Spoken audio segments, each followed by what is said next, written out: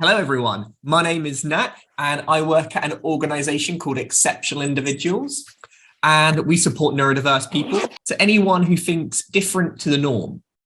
Now, last week, we took a deep dive into what even is neurodiversity, really interesting one. But today, we're going to backtrack a little bit and look at the past, but not just the past, the ancient past, and bring it up today about how the term neurodiversity is kind of like modern and good. Disability is a bit old fashioned and like when 90s kind of area. And before then, it was called mostly related to madness. Now, we obviously know that is not correct, but it's still kind of interesting to see how people used to view people like us before. Oh, Lucy says, I've always been really interested in psychology and why people act and think the way they do. I'm neurodivergent too. Great to have you.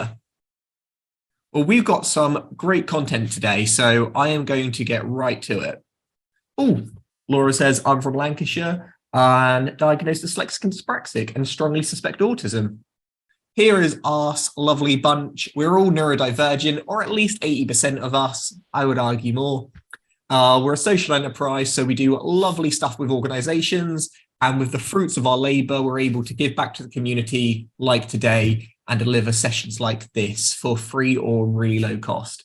It's how I'm allowed to actually do this and research, which takes a long time. So as we mentioned, last week was our first one of 2023. If you didn't check this one out, I highly recommend it. I thought it was a pretty decent one. And it was about the abstract idea of neurodiversity. We say abstract because it was made up. It was a term that was created out of this kind of deficit of empowerment talk. We talked about how a lot of people see the term neurodiversity as a pro, when actually it's not. It's a neutral. It's understanding that as people who think differently, there are both pros and challenges of how our minds work, and to appreciate that natural diversity is a normal part of the human condition.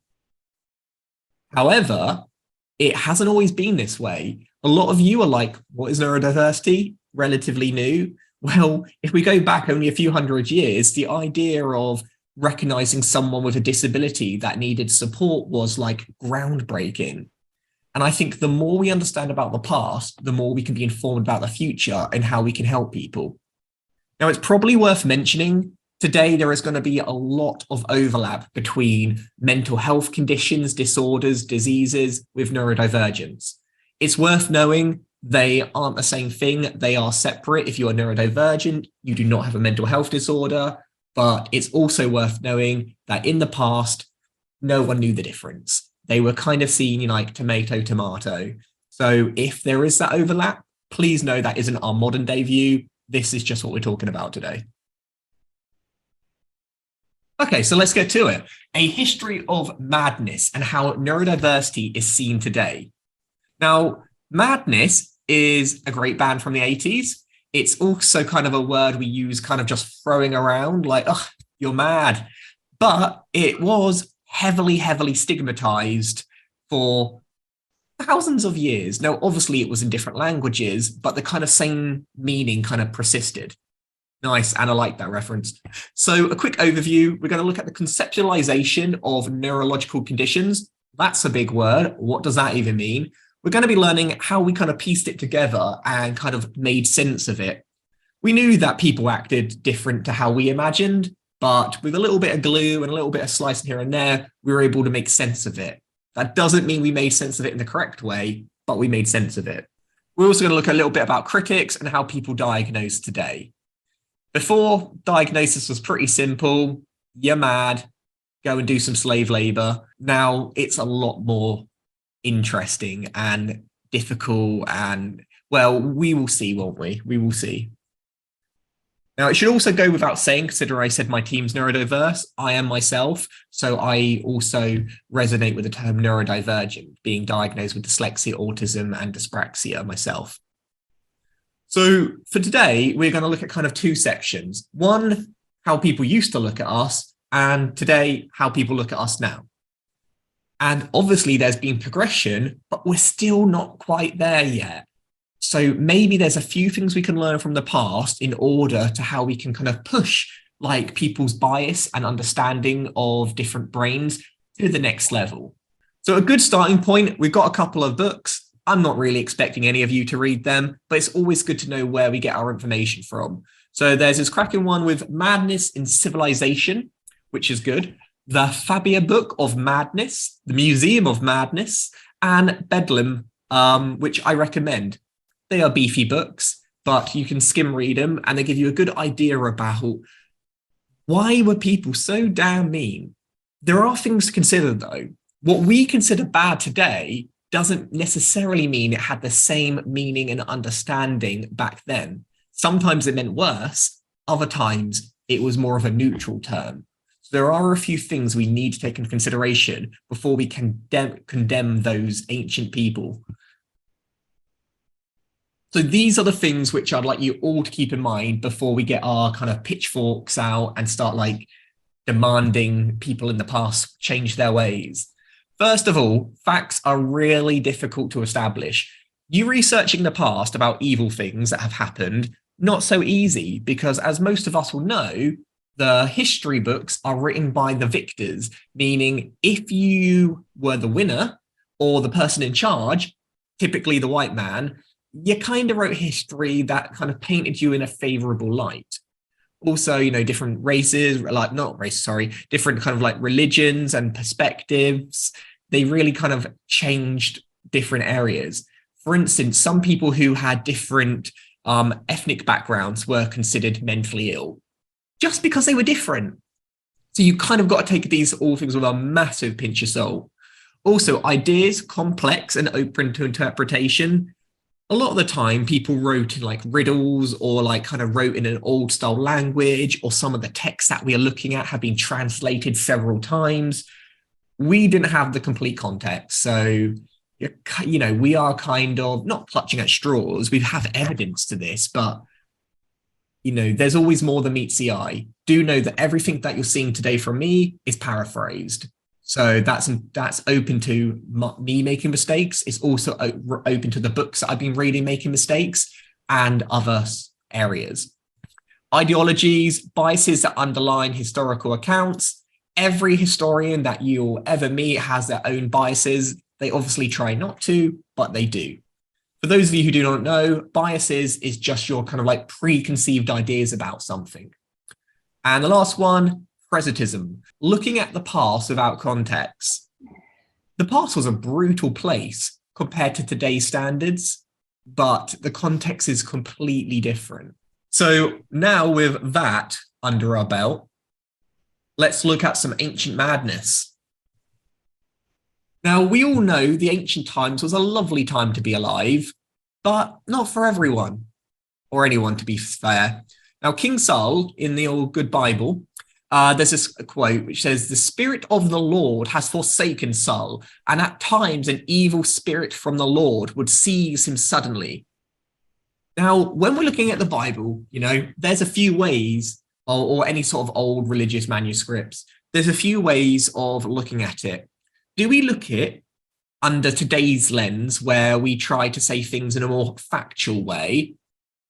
Or the way that people used to tell stories was more imaginative. You know, they like to create imagery or kind of parables or little kind of stories to like bring something to life. Now, that is how a lot of people view the Bible, not so literal, but more the meanings attached to it. So keep that in mind as well. Obviously, that's up to interpretation. But in here, are we talking about madness? Are we talking about neurodivergence? Are we talking about mental health issues? Or are we talking about like a demon that's possessing them? Now, this is going to be a continuous theme as we go along today. Demons and spirits. Now, we like to think this is in the past, but a lot of cultures around the world still believe in demons and unfortunately do attach to them. Like just the other day, someone in a previous webinar was telling me that, I think it was in Botswana, it might have been somewhere else, but they're saying they grew up with autism being seen as kind of a demon inside you. So that is kind of scary, you know. A lot of these things, though they may seem incredibly outdated, They are still happening around the world in many places. The next quote is this one. David would take his harp and play it so that Saul found relief.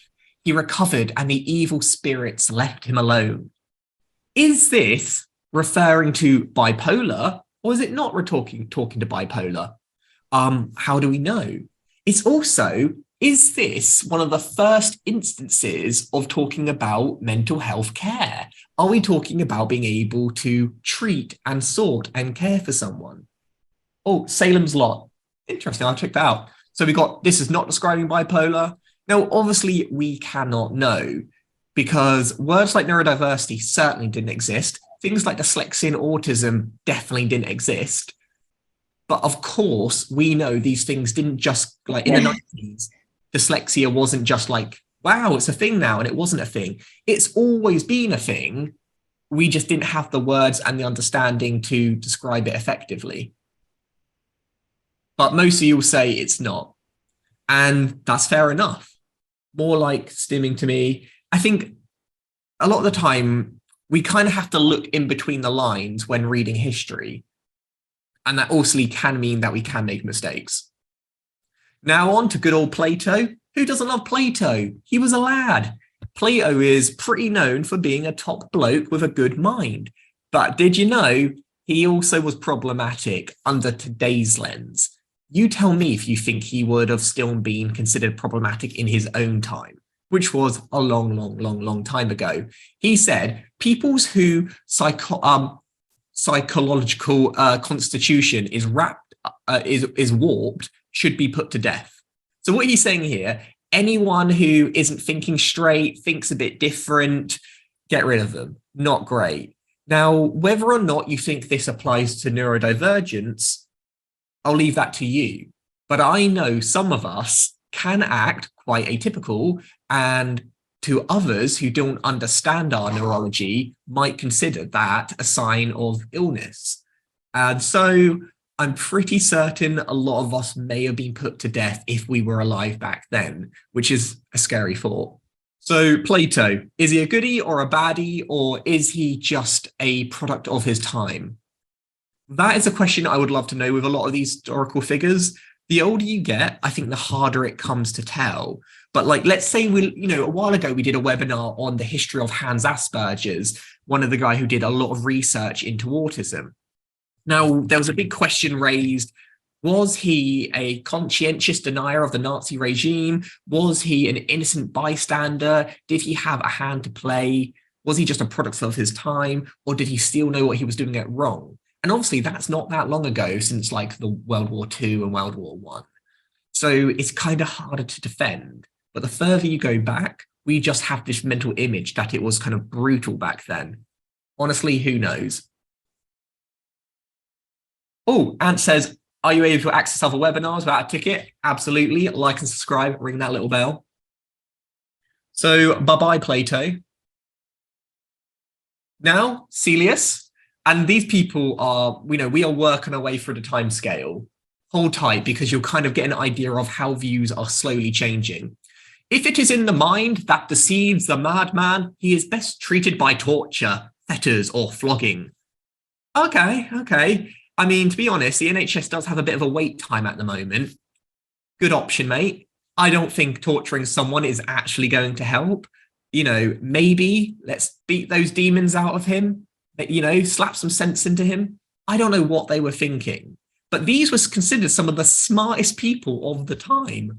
And it makes you wonder, how are we living in an age now where we can absolutely trust current research that's coming out? We always think we're at the cusp of like knowledge, but just a few years ago, people thought like injections or being a bad parent caused autism. So I don't think we're quite there just yet. We should always critically analyze everything. Do not take things at face value, because unfortunately, mud sticks. And what that means is, even if something has been proven to be false, the fact it was even put out into human consciousness, it ripples throughout. Some of the old wives' tales that we still believe today, which are really, really false, people still pass on from generation to generation. So even though we're looking at thousands of years ago, a lot of them still kind of persist today. So here's a question. Now, is this an early example of someone who's willing to give treatment to people who might have mental difficulties or challenges? He says and please excuse my reading, heavily dyslexic, but I'll do my best. His attendants announced pretended legacies to him to relieve his anxieties till he recovered his reason. Now, that's hard to read, but the way that I understand it is that this person goes on to talk about having like hot baths, relaxing, taking a spa day can help you in calming essentially what he's talking about is mental health challenges. So it's interesting that on one hand, he said, off to to death with you. But on the other hand, he says, if it's not so bad, just take a hot bath, it'll be fine. So we are seeing that though people are still a little bit barbaric, we are getting a little bit of kind of sympathy. We are getting a few people that are willing to let a few of us recover, should we even need that. So in the ancient world, we can kind of split it down to three things. When people was looking at neurodivergence, remember, no one knew what that was yet. Essentially, anyone who had our characters, qualities, outlook on life, or anything like that, we were considered to have a disorder of the brain. Arguably, not too dissimilar to how a lot of people view us today. Maybe that hasn't changed that much. It was a reaction to circumstances, moral weaknesses, or failing. You just weren't a good character, to be honest. You're a bit of a bad egg. Your mum didn't do a great job at raising you. It was considered, even back then in the ancient world, the old thing of nature v nurture was very much in effect. Is it something you are born with, or is it something you developed? This was something they were still grappling with. And that is something we're still looking at today. So again, not that dissimilar. Spiritual or demonic possession. That, thankfully, isn't so much a thing in the Western world at the moment. But again, in other countries, other cultures, people still look at us as like demons. I know my mum certainly looked at me as a demon, but not in like a nasty way and like in a boisterous child way. Oh, yep. Laura says the mother was blamed. Yeah, and that was called the refrigerator mother. Someone who was a bit chilly, weren't loving enough, and it was always the mother who got blamed. Never the father. They were elsewhere. It wasn't fair, but people still think that today. So when we ask ourselves, why is there a stigma attached to being neurodivergent? Look at the past. Like for all of history, it's been a bad thing. And only now are we looking at the benefits. So, stigma is pretty hard to deroot. Now on this, looking at the law. So we're not just talking about, smart people writing on clay tablets. We're looking at actual consultational UK legislation. What legal word is most offensive to you? Lunatic or idiot? Now, both of these words, and I apologize for those outside of the UK, but it might be quite similar. Both these words were legit, politically correct ways to refer to people who had a different neurology or mental health disorder. Lunatic and idiot. We use the word idiot as kind of a bit of a slur today, but it was a legit word. And most of the words that we deem offensive, mental retardation, idiot, spastic, I apologize for those words, by the way, but all of these words were legit, politically correct words at one point in time. But obviously people start applying negativeness to them, and the words change over time. So it's also, again, going back to the very beginning of today, is why it's very difficult to judge past by today's standards, because words do change meaning. So the first use of lunatic was Mr. Sir William. He was a fun guy. You should check out pictures of him. He had an exceptionally round face. I don't know anything else about him. But anyway, he says, a lunatic or non-compos mentis is one whose hath not understanding, but by disease, grief, or other accident, hath lost the use of his reason. A lunatic is indeed properly one that hath lusus intervals, sometimes enjoying his senses and sometimes not. Really interesting, isn't it? So let's break it down. He says, okay, well, it could be a disease. Well, obviously that wouldn't be neurodiversity. That'd probably be like mental health. Grief, well, that could be depression, that could be post-traumatic distress and other instances, or lost the sense of his reason. So let's say, for instance, there was an individual who had autism who was stimming. Now, to someone who doesn't understand that very much could look like a sign of being a lunatic, and thus you would go to a lunatic asylum. Now for idiot, born with a lack of normal mental functioning. This one's pretty straightforward, but this word has become so much ingrained into day-to-day language that it's hard to get away from like the negative facts. In this, it says an idiot or natural fool, a natural fool, opposed to what? Is one that hath not no understanding from his nativity, and therefore is by law presumed never likely to attain any. So this is saying, if you're an idiot, you're an idiot. There is no changing that. This is how you are forever. And though, again, we have changed a lot in recent time, one of the main things that people use to get out of horrific crimes is insanity. They weren't capable. But then we get into this really interesting debate around morality and free will. Are we really responsible for anything? Here, it was quite clear cut. If you do anything which is out of the ordinary, you are never likely to change. It was, that you couldn't just have a breakdown. It would have to be a complete kind of breakdown of the mind forever. Okay, what do we have here? Now I like lunatic as a silliness. Oh, idiot is something I still feel has a stigma. Yeah, I do agree with you, actually. I think if someone called me a lunatic now, it does have a bit more of a silliness to it, like, you're a lunatic. But if someone called me an idiot, I would still be offended. So yeah, I think that's a good point. Okay, now for Bethlem. So this was the first and only asylum in the UK for 700 years. A long time. Now, when we think of asylums, we think of bad places. Now, they were, but also they were also a massive deal, because for the first time, there was a place which would support people who needed additional challenges. So people with very strong mental health issues, an asylum was, in some instances, a good place for them. But remember, they couldn't really tell the difference between having a mental health condition, which could be treated, and a neurological condition, which is just how your brain is wired. So those two would get clumped together. And if you went into an asylum, good luck getting out of one, because remember, the stigma of once you're ill, you're always ill kind of stage round. Now, interestingly about asylums is that a lot of the doctors were pretty much mad in themselves. So they would train people up and get them to work on the teams.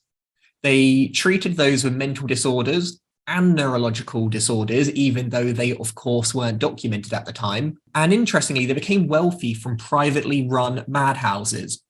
If you think, it's not too dissimilar from prisons, where it's actually in their advantage to have a large amount of prisoners because they make more money. So people went into the madhouse, they didn't come back out.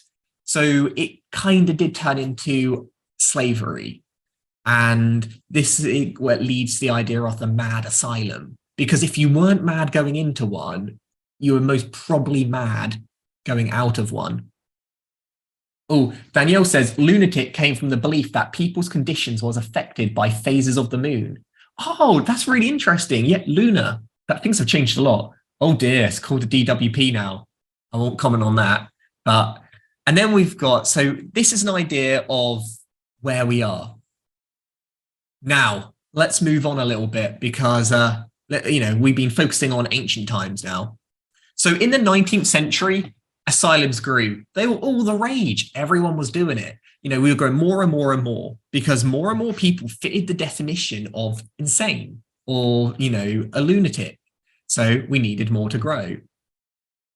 Patients were used for labor to reduce costs. And it's interesting, isn't it? As soon as we start making money off of these people, we suddenly need a lot more of them. And, because humankind has had a very turbulent time with slavery, we abolish one time, but then we reinstate another. We never really get rid of it. We just kind of transfer it. So this was a bad time to have a different cognition. Then more people were dying in asylums and being discharged. This goes back to the thing that you went into asylum, you didn't come out of asylum. They were horrific conditions. They were nasty, they were smelly, they were unhygienic. You would do forced labor. You could be experimented on. It wasn't a nice time to have what we might call a disability today. Now onto the late 19th century, and this brings us up to modern day. The decay of the asylum movement and the rise of the treatment. So we decided that actually locking people up and throwing away the key isn't actually helping the situation. Maybe if we try and support them, maybe via medication, maybe about care in the community, a bit more of a holistic thinking. Now, this sounds nice, and it was nicer, but there was always political context why we end up doing what we did. Now, World War I, the idea of shell shock came into force. We now know that as post-traumatic distress. And obviously having shell shock or post-traumatic distress isn't neurodivergence because it's something that you get through an experience rather than you're born with. But for the first time, it was something where people were actively being diagnosed for a mental health condition. So this was positive because it meant, though it wasn't done in the best way, it was definitely a move in the right direction. Then in the 1930s, community care came into effect. And this was to teach patients to asylum, option to develop community services. So the asylums were getting pretty full, and they thought, what can we do in the community to add value? World War II came about. These wars. And there was a high profile for use of psychiatric, so people using a lot more medications, and different treatments were coming about. US and UK bed numbers continue to grow. So in 1954, this is when we had an absolute peak number of mental health asylum institutes, where it was seen as the only and the best and the correct way in order to help people. And now from the 50s beyond, we got rid of all those hospitals again. Now you have to ask yourself, was it a good thing or a bad thing getting rid of the asylums? Now, genuinely, I would love to know. Now, my initial thought before researching this was, yes, get rid of those asylums. They're disgusting places, and that's not how you support people. But you have to ask yourself, yeah, Anna, tell me why. Why they got rid of them. Now, a lot of it came down to good old Maggie Thatcher. I know, her again, but also before then. So asylums, right, there was a lot of them, a lot of asylums, and they were expensive to run. And people frowned upon making money off of mentally ill people now. So we just had massive institutions which we couldn't make money off of. So they came up with this idea of health in the community, where why don't we let people in the community deal with it? And remember, we've had so many people who have been turned mad or crazy from being in these institutions, now let into the public, seen as a more humane, holistic approach, but essentially they let them in the community with no support. And now we had loads and loads of people who needed help but weren't able to gain support. So it's a complicated history. Nothing is as black and white. What was seen as a political campaign to support people, in fact, was a way of saving money. Okay, now we are finally at modern day, and I want to look how that past has influenced our current day. So while madness was the original name for having a neurodifference, a different way of seeing the world, what would you consider a better alternative? Now, this is your personal opinion here. Like, is there a name or a word which you think describes how our brains think, which is accurate? Now, it might be a word that already exists, or it might be a word which is yet to be kind of mainstream. So yeah, we got neurodiversity and learning differences. Now, neurodiversity is a very great word, I think, but it's not without its critics. So maybe this name isn't the one we stay on. Maybe there is still flux. Are we talking about learning differences, learning disabilities? Are we talking about neurodiverse, neurodivergent? Do you prefer terms like autistic? Do you prefer terms like ASD, Asperger's? Because you'll see how every single name is attached to its own biases. we now look at the past and we say words like mad, words like lunatic, words like stupid are bad words, but they weren't at the time. So what words do we currently use today which will be looked up back in the future as just not cool, man? I would say things like learning disabilities, disorders, things like ADHD, which has disorder in, ASD, which has disorder in. I personally think we may look back in the future with kind of less sympathetic eyes. That being said, though, those words were meant for clinicians for a medical purpose. They weren't meant for everyday use. So maybe it depends on the circumstances. We got special needs. Now, a lot of people like special needs. For me, when I was younger, people would say, oh, you special. And I didn't like that, because the word which was meant to be an empowering word, special, got flipped into a bit of a jab. We've got diagnostic, I can't read that, is better as it implies getting better. Nicknames can be inclusive to code switching and belonging with community self. Okay, Danielle says, Geraldo Rivera, sorry about the pronouncing, did a huge exposure on a huge asylum in NY that helped began the deinstitutionalisation movement. This can be found, but trigger warning. Yes, that's an interesting one. Lucy says ADHD has the wildest names, not offended by it, but no wonder people don't understand it. Makes no sense. Yeah, attention deficit hyperactive disorder, when actually a lot of people aren't even hyperactive. So the word's not great, to be fair. And it is difficult because when we're saying, think neurodivergence, we're not talking about disorders, we're talking about difference. But when the official names have disorder in the name, it does make it a lot harder to take that apart. Anna says the ADHD name should be scrapped and there is no attention deficit in us, just issues with directing her. I mean, you tell me, what is a better name for it? Because I agree with you. I'd say ADHD is probably quite an out-of-date name. But if you ask me, do I use it? Of course I do, because you need to use a name which people understand. It's a tough one. Now, what term best describes a brain that develops differently compared to the majority of the population? Neurodevelopmental. So these are all words which are typically used. Now, obviously, brains that develop differently to the majority is normally what we refer to when we talk about neurodiversity. But do you think neurodevelopmental illness is a correct way of talking about it? Neurodevelopmental disorder, neurodevelopmental health, or neurodevelopmental problem? Or is none of them great? Now, believe it or not, all of these terms are used today.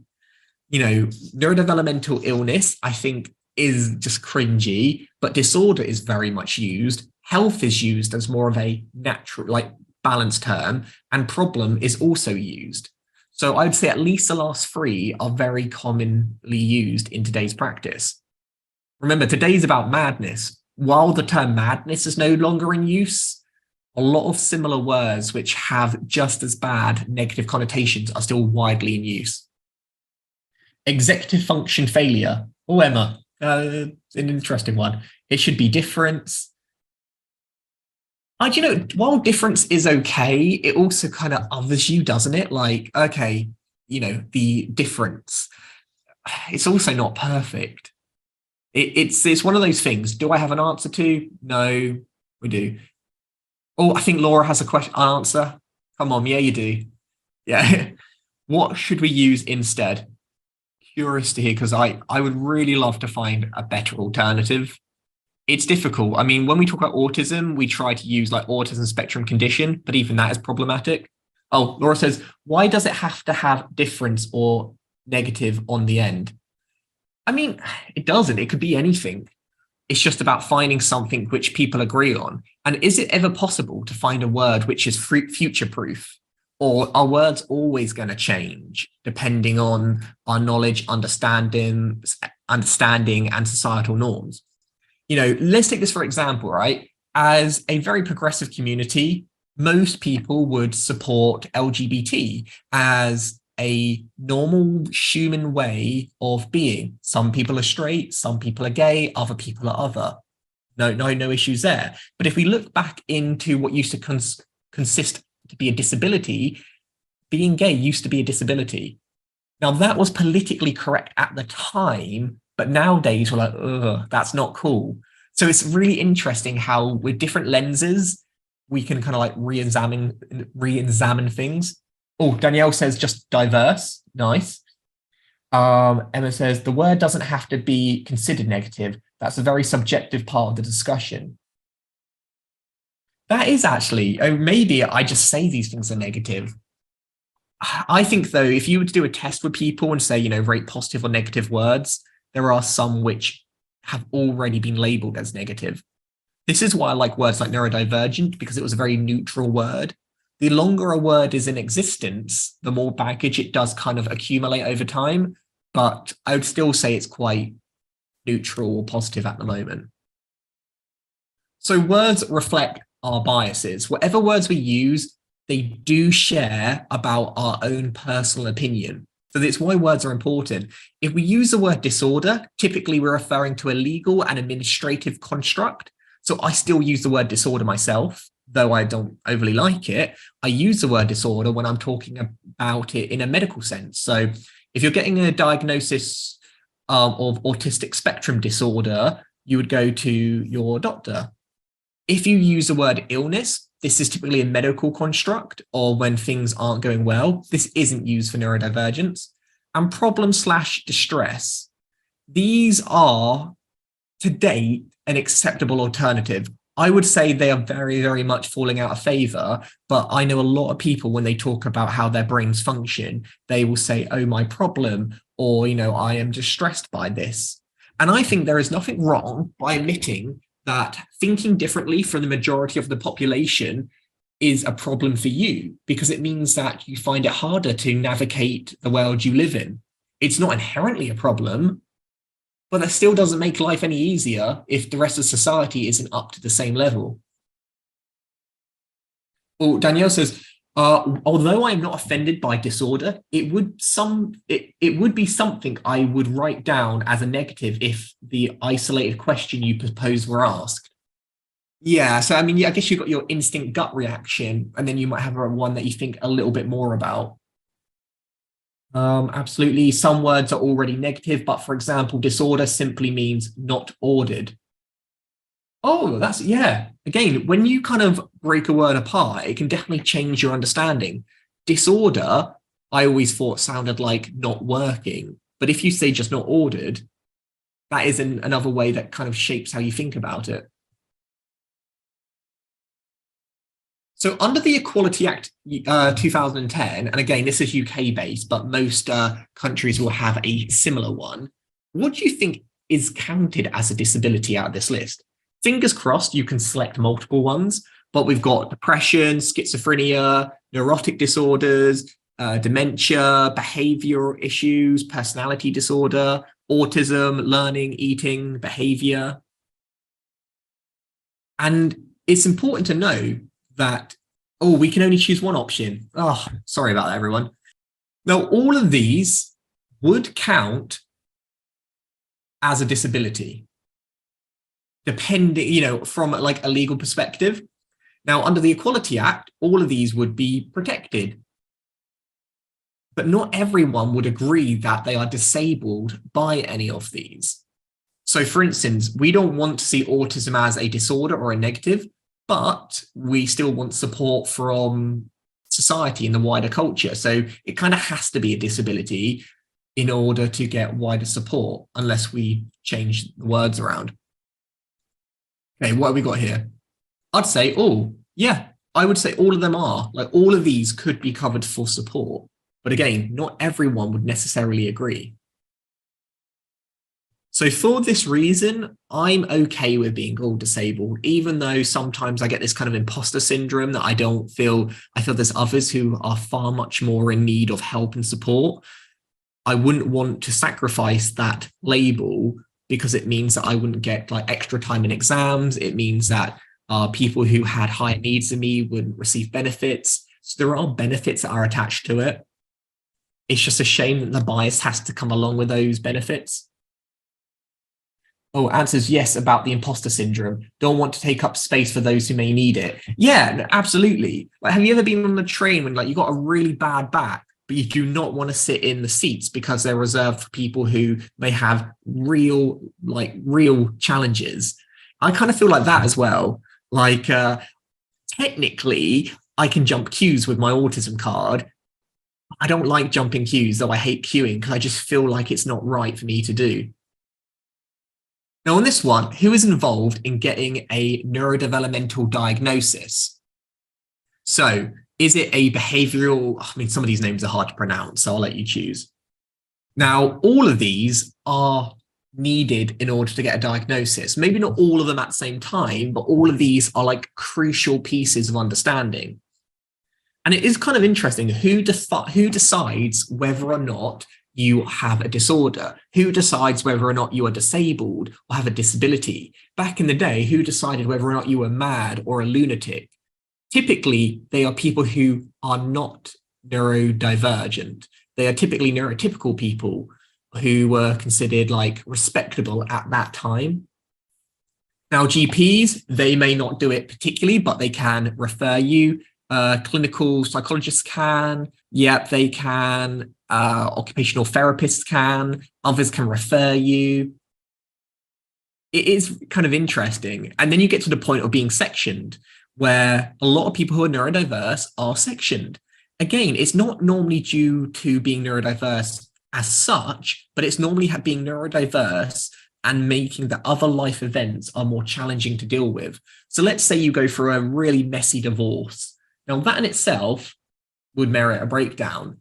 But if you're neurodivergent and you have a break, it happens, it can be even more stressful and even more kind of not great, to be honest. So I think while being neurodiverse isn't necessarily a disability or disadvantage, it does make every other thing you do in life more challenging and puts more strain on you. So the likelihood of having a mental health difficulty or challenge along with it is incredibly high. Lauren says, I'm very late diagnosed dyslexic and dyspraxic, 38, now 46. I finally just managed to get a doctor to refer me to an autistic assessment. More and more people are getting support later in life, but it's slow and steady. I think it can really help you understand yourself. Oh, psychiatrists are the only people that can legally diagnose in the US. Oh, interesting. I think in the UK, it's like a few different people, but it's important to know that names kind of do change. It's not a straightforward answer, though. Now, we have these kind of books which we help diagnose people, and they're used for a few reasons, and they do have negative language. I wouldn't encourage someone who is still learning about themselves to use these documents because they're not the most empowering. But when you understand its purpose, it can really help break it apart a little bit more. So let's just look at a few of these. We use diagnostic manuals in order to calculate the burden. Now that is a big word, right? But if we understand the burden on society in terms of how much strain it puts on it, the financial side of it, what time and resources, we can kind of like work out how best to deal with it. Now, actually, we have a webinar coming up in the future, which is on about the social strain of neurodiversity and the cost to our society, which is it's a controversial subject, but a really interesting one. We've also got one for diagnostic functions, just helps you, for instance, know who has what. Again, the labels aren't perfect, but if you don't have anything to work with, very difficult. Accessing services and benefits. We know services have only a finite amount of resources. If they were open for everyone, no one who needed the help would get the support. So by having a diagnostic manual, we can say, you would really benefit for this support. There you are. Now, any of us who is familiar with the NHS or other medical services around the world will know that even if you're in need of the service, it doesn't mean you'll get it. Unfortunately, at the moment, you kind of have to be on death's door in order to get an appointment. And being neurodivergent, you're not on death's door because it's just how you are. It's part of your life, but it can still have a mental toll on you. I have been waiting for 3 years now in order to have mental health counselling to support me with the fact I get overstimulated by like sensory information. And because it's not life-threatening, no support's coming my way anytime soon. They keep saying I'm on this waiting list. I'll believe it when I actually get an appointment. Okay, and then we've got counting disorders. This is very useful to understand the amount of the population. You know, when you hear stats about like 1 in 10, 1 in 7, 1 in 100, this is mainly used by diagnostic material. So when you get diagnosed, you get added to a record, you do become a number, but as this number grows, more and more people are taking notice. FYI, there's not an autism epidemic. We're just getting better at diagnosing people and it's becoming more accessible. So it does actually make it quite difficult to like measure disorders and differences over time because the rate of being diagnosed isn't very consistent. And we've got, identifying. So I think, we've got through some good ones there. Now, this is like the Bible of diagnosing people. Now, there are other ones. This is the one mainly used in the US and around most of the world. The UK has our own one, but we do kind of refer to this as kind of standard practice. It's a beefy book. It's the Diagnostic and Statistical Manual of Mental Disorders. Now, again, you might not like the word mental disorder. Neurodivergence is still in there, though. And this book has gone through a lot of change. This was the book that originally said that being gay was a mental disorder. So it has, it's not been the best book always, but in the last kind of 3 editions, it's become far much more credible and is seen as the gold standard. That is problematic in itself, though, because in order for any change to happen in this book, so many people have to agree, which means it kind of stays a little bit stale over time. Some people reject the word disorder. So this book, they're not a big fan of because it already starts a conversation off in a negative way. Other people feel that the approach just kind of doesn't really help or doesn't really add any value. Now, again, that's up to you. There's also words that are moving even further into the field, which are becoming controversial, right? So we are accepting things, but now we're like, I don't know, I'm not sure that's an actual disorder. We've got things like depression or bipolar. And bipolar in depression, some people think depression is a normal part of the human experience, others do not. So arguably both. Now, other things are becoming fashionable. I got a little bit of bipolar. Oh yeah, what's that? Schizophrenia. For instance, people are using bipolar as a bit of a fashionable term. And this is diluting it for other people. So it can go both ways. Oh, Laura says, critics say it doesn't fit female for autism. Yes, the DSM is mainly based on male diagnostic previous examples. So again, it's not great for that. And it doesn't also take other people's life experiences into account. It's very much from a Western perspective. So these are the type of words which people use today. We talked about how madness has come out of fashion. We are still using words to shame people. I don't know about you, but if anyone says, oh, you're really OCD, they're literally belittling a medical condition in order to describe how you are. As someone who has OCD tendencies, that's not cool. Psycho, people have psychotic episodes, but yet when we think of the word psycho, we think of like din, din, din. And you get this idea of horror masks. Wasn't it? I can't remember. I think it was maybe Audi or Lidl or Asda. It was one of those companies. And they were selling a costume called the Mental Patient. And they thought it was completely fine, but it's not. So words today are still being used negatively, and words which are clinically and medically sound, there's nothing wrong with using the word OCD or psychological disorder, are now getting mud attached to them as well. So the Harvard Health publication kind of uses this as the general definition of neurodiversity. It says it describes the idea that people experience and interact with the world around them in many different ways. There is no one right way of thinking, learning and behaving, and differences are not viewed as deficits. Now, this is quite a nice way of doing it. Originally, I wanted to include a definition from WHO, the World Health Organization, but I wasn't able to find a solid definition that was kind of universally agreed upon by them. If you have one, let me know. But it's interesting that they only kind of properly defined what they mean by mental health a few years ago. So it seems that the big organizations are very slow to adapt and develop. is the three explanations for madness in the ancient world was 1, a disorder of the brain, moral weakness, and demonic possessions. Now, I would argue that we haven't moved as far into the future as we think we have. So it's always important to like go back and think, why do we still think these ways?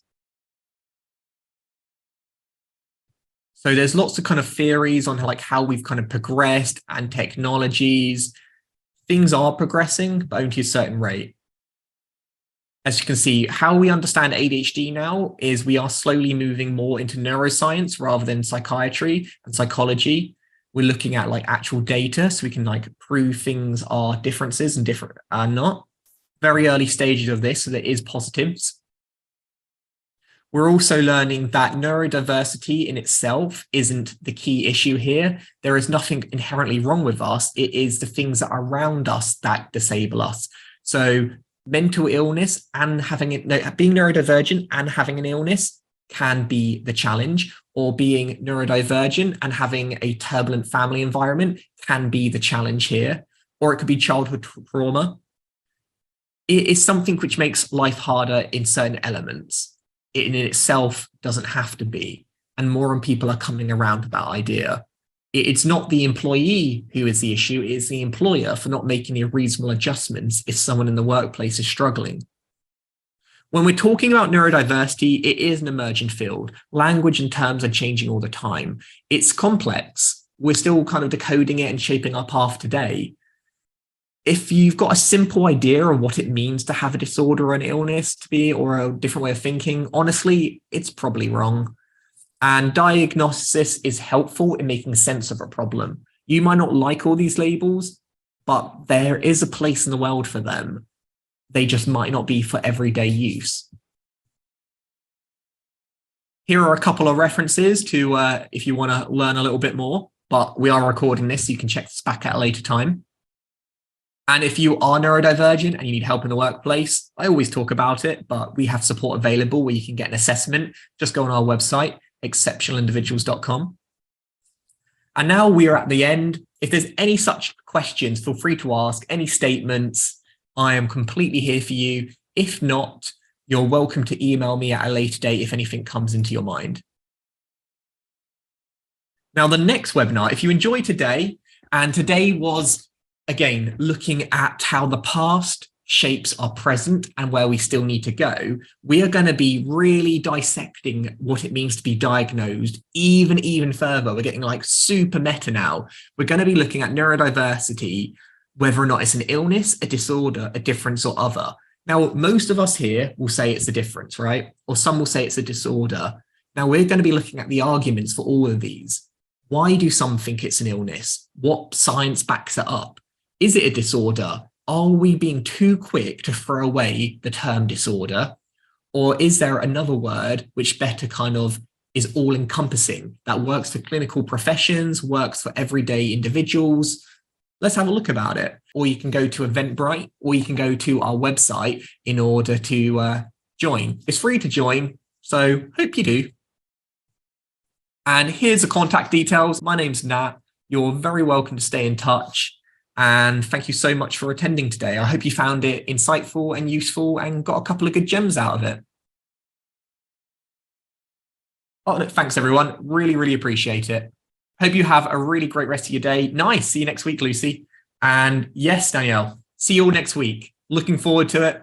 Bye, Laura. Great having you. Thanks, Danielle. Thanks, Christian. Thanks as always, April. And we'll upload this as soon as possible. And do check out last week's on our YouTube if you missed it.